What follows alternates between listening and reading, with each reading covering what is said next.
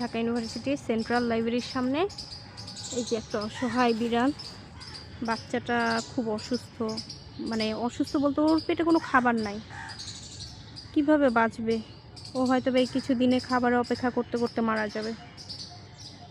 আমি আসছিলাম একটু বান্ধবীর সাথে ঘুরতে, তো নিরিবিলি বসে আছি, ওকে দেখে খুব খারাপ লাগছে। যদিও আমার বাসায় 6টা বিড়াল, এই মুহূর্তে ওকে আমার নেওয়া সম্ভব না। এখানে একটা কুকুর ক্ষুধার্ত, শরীরে চামড়া, ম্যাক্সিমাম জায়গায় ওর চামড়া ক্ষত। কি যে হবে এদের এই কিছু দিনে, ওরা খাবার কোথায় পাবে? কে খাবার দিবে? হয়তো বা এখানের হলের কোনো স্টুডেন্ট একজন দুজন ওদেরকে খাবার হয়তো বা দিলে দিত, এখন তো কেউই দিবে না।